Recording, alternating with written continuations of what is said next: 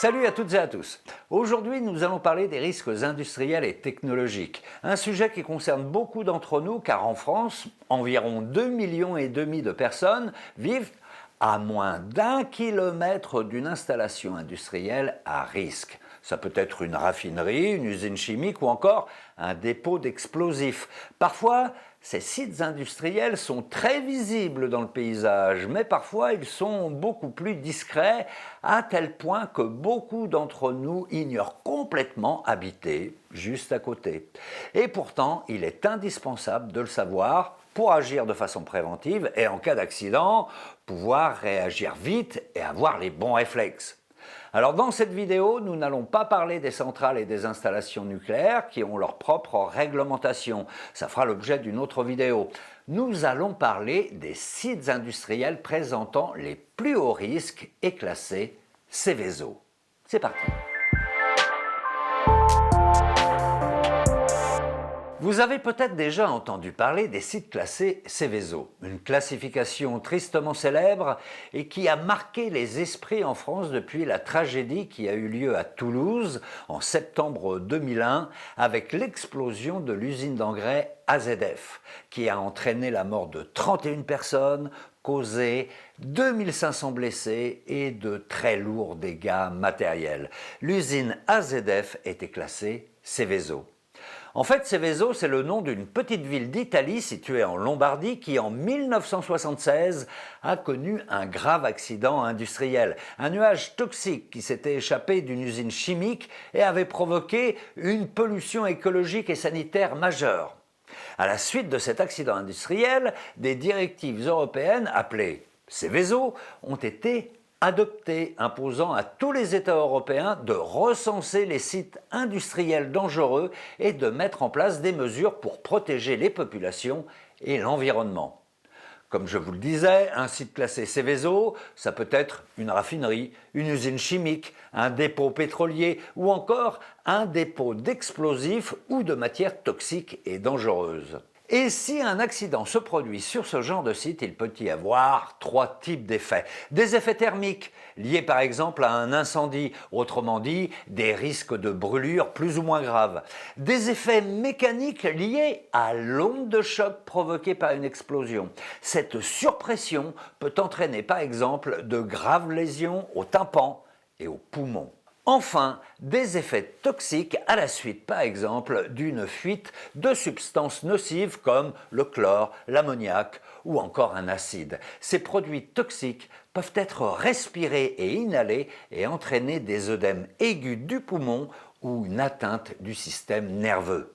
Bref, les effets d'un accident industriel sur la santé des riverains peuvent être très graves. Mais je vous rassure, les exploitants industriels veillent à la sécurité de leurs installations et ces sites classés Seveso sont par ailleurs surveillés et contrôlés de près.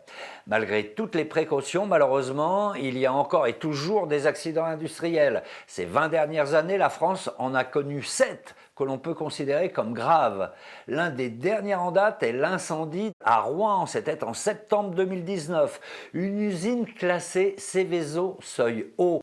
Heureusement, il n'y a pas eu de victimes, mais l'accident a créé un vent de panique chez les riverains dont beaucoup ignoraient totalement qu'ils habitaient dans une zone à risque. Donc premier conseil, renseignez-vous pour savoir si vous êtes dans le périmètre d'un site Seveso.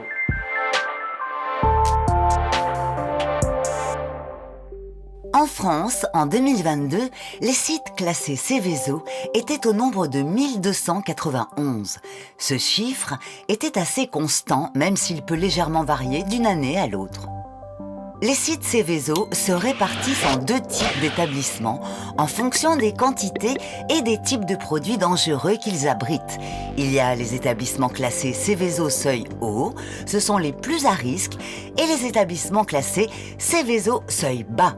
Si l'on regarde la répartition géographique, on retrouve ces installations principalement dans les grandes régions industrielles historiques, le bassin parisien et le cours de la Seine jusqu'à Rouen, l'agglomération lilloise, Lyon et la vallée du Rhône, ainsi que la région de Marseille et de l'étang de Berre.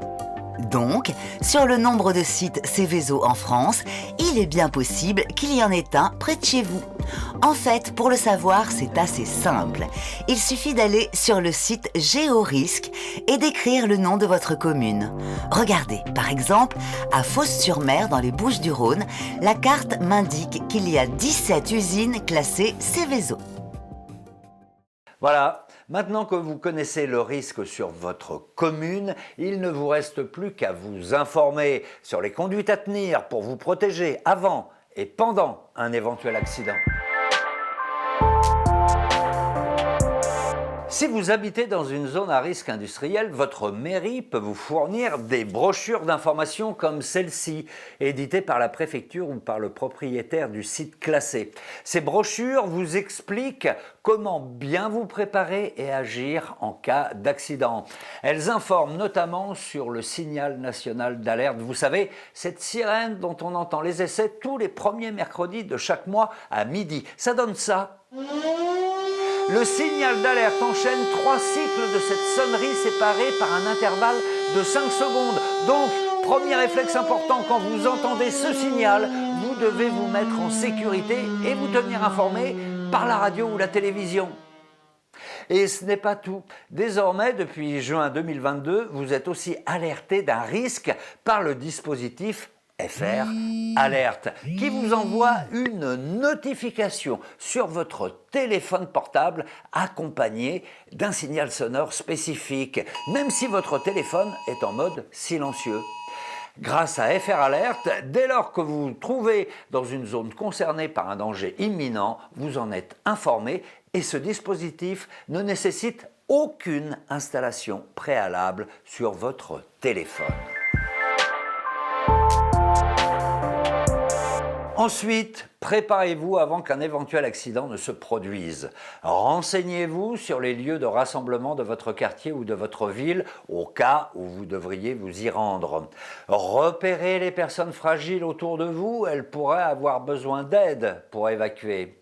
Anticipez également en préparant un équipement de première nécessité, un kit de survie placé dans un endroit accessible, avec notamment de l'eau en petites bouteilles, de la nourriture, des barres énergétiques, des conserves, un couteau suisse, une lampe torche et des piles de rechange, une radio à piles, vos médicaments. Bref, vous trouverez tout le détail sur le site du gouvernement.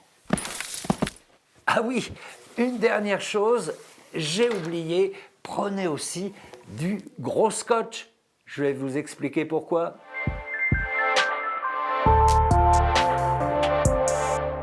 Quand le signal d'alerte retentit, votre premier réflexe, c'est de vous mettre en sécurité. Vous rentrez dans un bâtiment en dur ou chez vous et surtout, vous fermez toutes les fenêtres et toutes les portes. N'oubliez pas non plus de couper la clim et de boucher toutes les aérations avec du gros scotch. Ensuite, vous vous tenez informé en permanence avec la radio. Les antennes locales de Radio France sont les plus fiables pour diffuser des informations. Vous respectez strictement les consignes des secours et des autorités. Vous n'allez pas chercher vos enfants à l'école. Et surtout, vous n'évacuez pas tant qu'on ne vous l'a pas demandé. C'est bien aussi de préparer un linge mouillé pour se mettre sur la bouche et sur le nez au cas où vous auriez du mal à respirer. Et puis évidemment, les cigarettes et les flammes. On oublie car je vous rappelle qu'il y a des gaz et des substances inflammables qui peuvent venir de l'extérieur. Et puis évidemment, même si vous avez envie d'avoir des nouvelles de vos proches, ne vous ruez pas sur vos téléphones. Si les réseaux sont saturés, ça complique le travail des secours. Alors on raccroche. Vous entendez? Ça, c'est la fin de l'alerte. Le même signal sonore qu'au début, mais une seule fois au lieu de 3. Et puis, bien entendu, vous n'évacuez votre domicile ou la zone sinistrée que si les autorités vous le demandent. Voilà, c'est terminé pour aujourd'hui. Surtout, n'hésitez pas à consulter les sites internet qui s'affichent à l'écran. Vous aurez toutes les informations détaillées. Quant à moi, je vous dis à très bientôt pour la suite de cette série sur la prévention des risques majeurs. Ciao!